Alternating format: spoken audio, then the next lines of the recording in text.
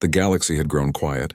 For centuries, alien civilizations explored planets, traded with each other, and built enormous cities in the stars. Many believed they were the most advanced beings in the universe. Their fleets of ships glided silently through space, and their leaders spoke of power, control, and dominance. They thought no other species could challenge them, but rumors began to spread. Whispers carried from system to system about a strange and dangerous race that lived far beyond the known stars. They called them the Deathworlders. These beings came from a world that no one had dared to explore closely, a planet of storms, poisonous forests, deadly predators, and harsh landscapes. The Deathworlders had survived everything their home world could throw at them. They were hardened, fierce, and clever. Most aliens laughed at the warnings. Primitive creatures, they said. Animals with no real understanding of space or technology. Scientists and leaders ignored the reports. Some even joked about what a small planet could teach the galaxy. But deep down, a few of the older, wiser observers felt a chill. There was something unusual about this species, something dangerous in their simplicity. On Earth, humans went about their lives unaware that the galaxy watched them. Cities grew, technology advanced, and humans trained themselves to survive every possible challenge. Some humans worked in space programs, building small fleets capable of traveling far beyond the solar system. Others trained in survival, learning to live in harsh deserts, frozen mountains, and dense forests. Every challenge made them stronger, faster, smarter. The humans knew that the galaxy might not welcome them kindly. They had heard stories of alien empires, some cruel, some selfish, and some curious. But humans were not afraid. They had survived wars, plagues, natural disasters, and dangerous wildlife on their own world. They had built their societies not on ease, but on endurance and courage. And now, their technology and skills allowed them to reach the stars. The first sign of arrival was a small human ship crossing into the outer rim. It was a sleek vessel built not for beauty but for survival and speed. It carried a crew trained in navigation, engineering, and combat, all ready for anything. The ship passed asteroid fields that could crush a lesser vessel, flew through storms of radiation that would have fried alien electronics, and navigated the darkness between stars with precision no machine could match alone. Meanwhile, an alien scout ship detected the approaching vessel. Its sensors picked up life forms, energy signatures, and unusual patterns of movement. The alien crew was curious but confident. After all, humans were supposed to be primitive. This ship could not possibly be a threat. When the human ship drew closer, the aliens tried to communicate. Strange lights blinked, signals pulsed, and languages were exchanged. Humans responded quickly. They learned the alien code within minutes, translating the signals accurately. Their voices, calm but firm, spoke to the aliens with confidence. The aliens had expected confusion and fear. Instead, they found precision, knowledge, and readiness. The humans asked questions, studied the ship, and offered information about themselves. They did not beg or threaten. They simply showed that they could survive in ways no alien could imagine. One human engineer repaired a damaged system on the alien ship using nothing but spare parts, tape, and ingenuity. Another human pilot demonstrated maneuvers that would have been impossible for alien vessels, showing understanding of physics, timing, and strategy. The alien crew was stunned. They had believed humans to be simple, fragile creatures.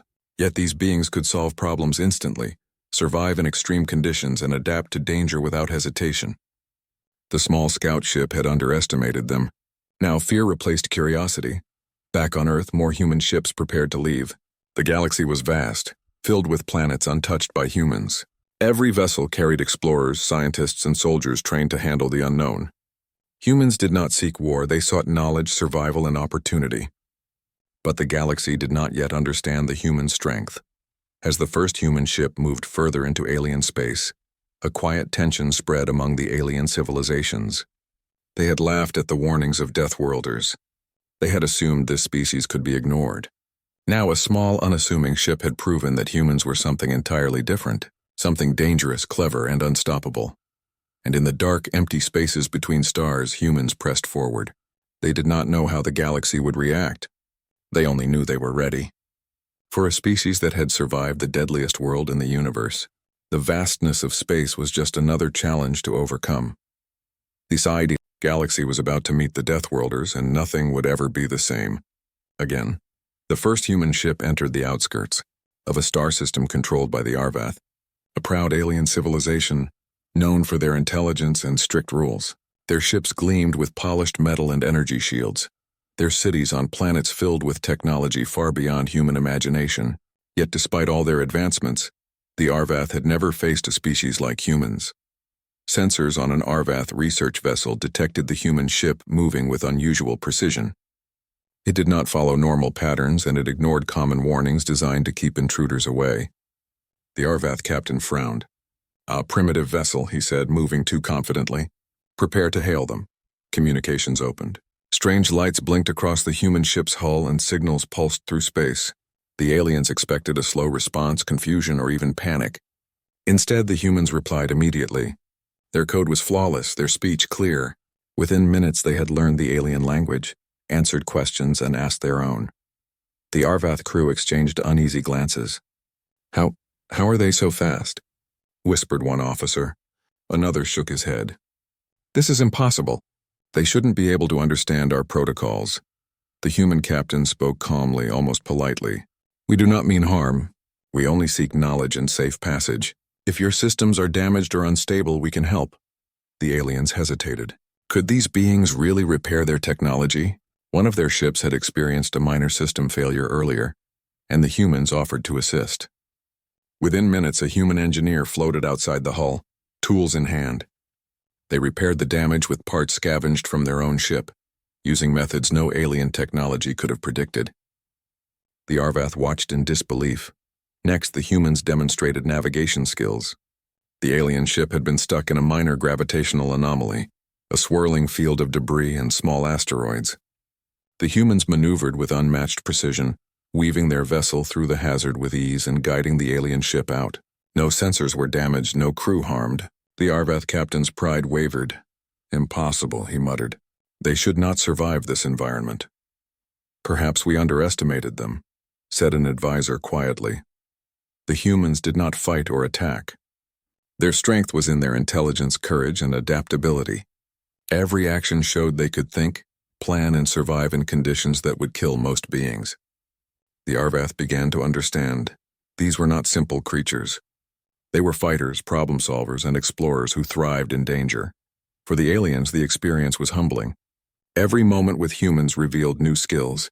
One human studied the alien ship's weapons, then suggested adjustments that increased efficiency. Another noticed structural weaknesses in the hull and proposed reinforcement techniques using only the materials on hand. Humans learned quickly, adapted to alien technology, and applied their knowledge instantly. By the end of the encounter, the aliens' confidence had turned into uncertainty. They had assumed humans were weak, fragile, and unprepared for space. Now they realized humans were clever, strong, and unafraid. They had survived environments that the Arvath themselves avoided. The humans spoke one final time before leaving. "We will continue our journey. We do not seek conflict. We only wish to explore and understand. But we are prepared to survive whatever challenges we face." With that, the human ship moved deeper into the galaxy, leaving the Arvath crew in stunned silence. The aliens watched as the small vessel disappeared among the stars, moving with purpose and confidence. Back on the human ship, the crew relaxed for a moment. "They underestimated us," said the navigator with a grin. "They always do." The captain nodded. "Let them underestimate us. It will make the galaxy safer for humans when they finally understand who we are." As the ship continued its journey, more alien signals were detected. Curious, cautious, even anxious. Stories of the humans' first contact began to spread. Across the galaxy, alien civilizations who had ignored warnings now whispered about the Deathworlders. They had arrived quietly, but their presence was impossible to ignore. Humans moved on, prepared for anything. Their ships could survive in deadly asteroid fields, navigate storms of radiation, and endure attacks that would destroy most alien vessels. Their crew was trained to think fast, act smart, and work together. The galaxy had assumed humans were weak. Now, it would learn the truth. They were unstoppable. In the dark expanse of space, the first signs of fear appeared among alien leaders. They had faced great threats before, but never a species like this. Humans, the Deathworlders, forged by a planet where survival was the only law, and far away, humans prepared to meet the next challenge. They did not seek war, but they were ready for anything. For every danger the galaxy could send, humans had already survived worse. The stage was set. The first contact had ended, but the story of the Deathworlders was only beginning.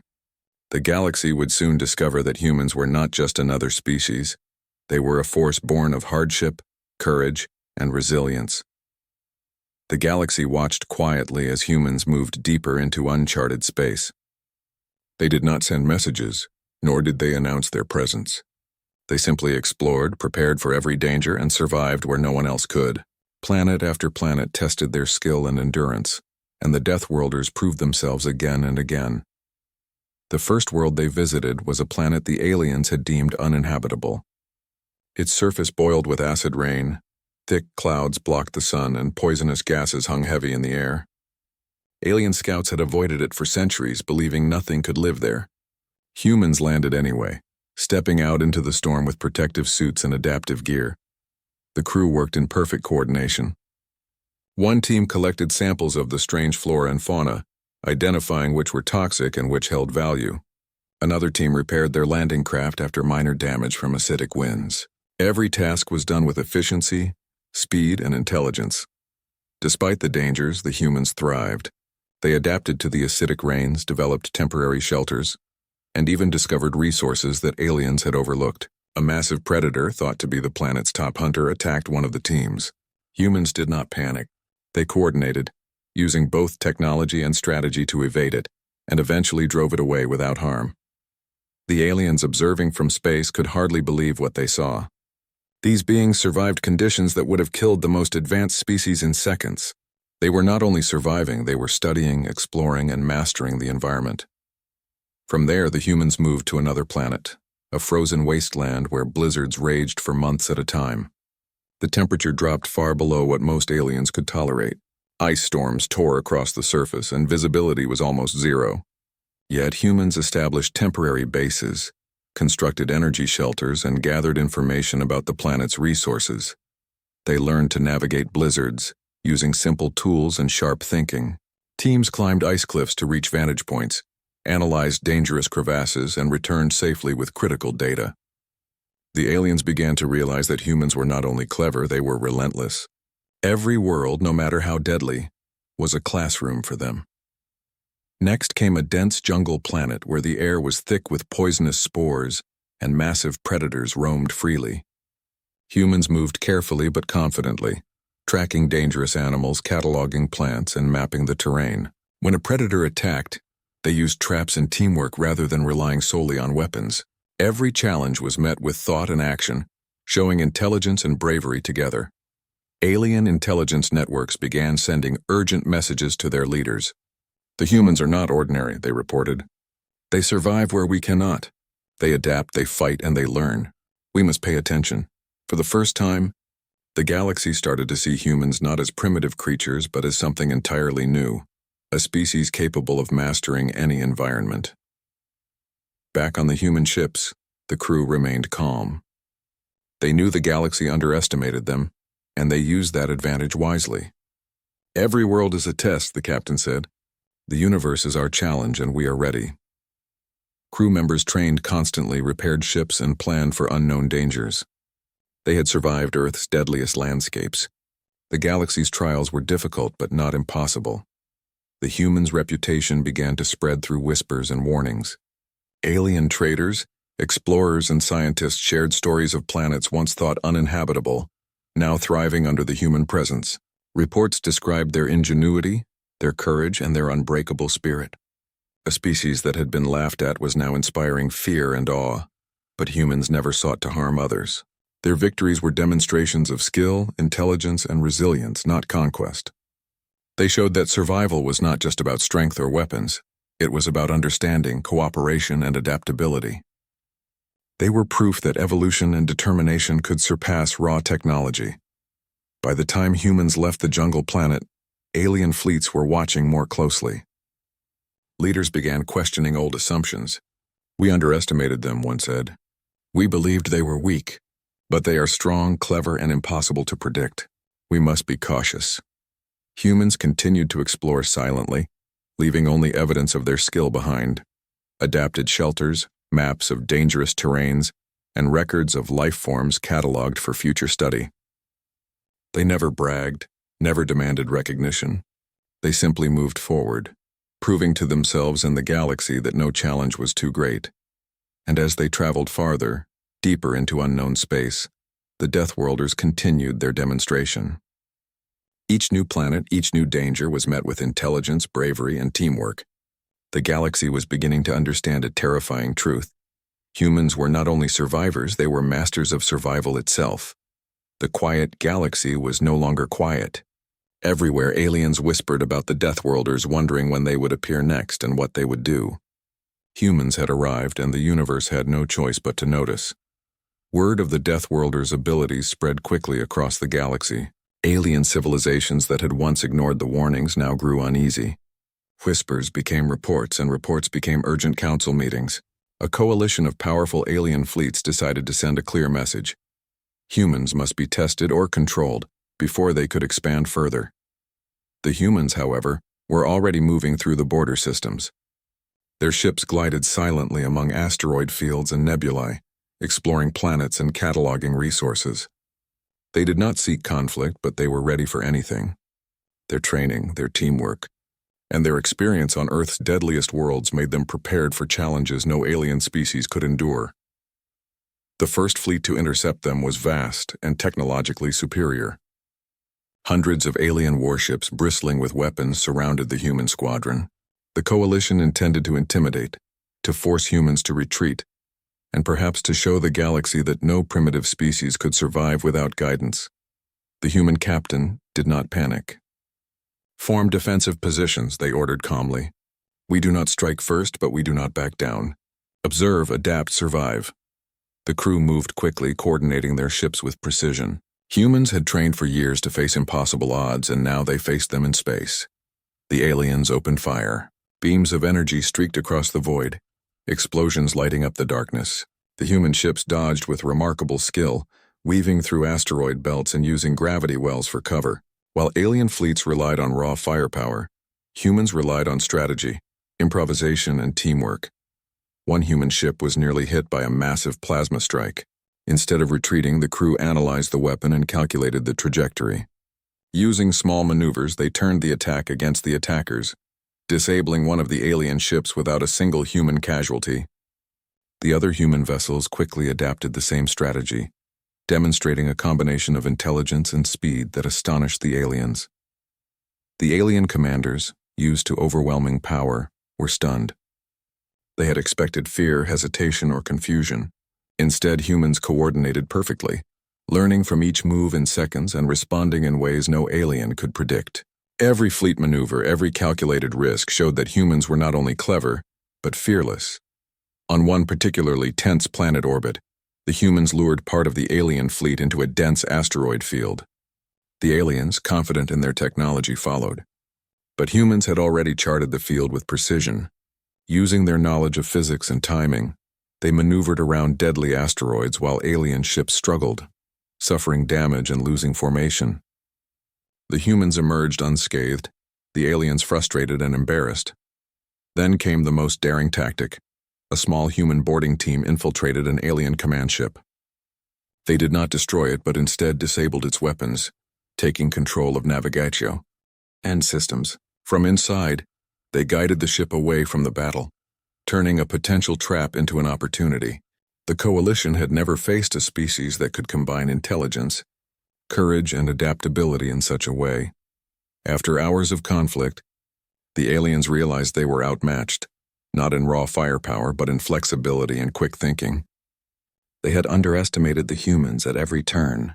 Communication channels buzzed with panic and confusion. "How are they so prepared?" one commander asked, shaking their head. Humans, true to their nature, did not gloat or attack further. They maintained defensive positions and allowed the alien fleet to retreat. The message was clear. Humans did not seek war, but they would not be intimidated. They survived, they adapted, and they would continue to explore. As the alien fleets withdrew, word of the encounter spread across the galaxy. Leaders who had once considered humans weak were now wary, uncertain, and respectful.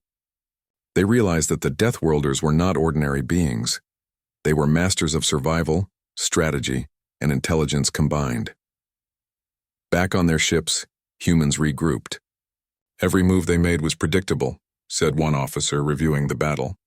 "And we adapted every time," the captain smiled. "That is the point. We survive. We think, we act. Others may have technology, but we have skill, courage, and adaptability. That is what makes us Deathworlders." The humans did not celebrate. They knew the galaxy was still full of dangers, and every encounter would test them in new ways. But for the first time, aliens understood that humans were not just explorers, they were a force to be reckoned with. The galaxy's view of humans had changed forever. Once considered fragile and primitive, they were now recognized as cunning, resilient, and unstoppable in ways no alien civilization could fully measure. The Deathworlders had faced their first major challenge, and they had proven the truth.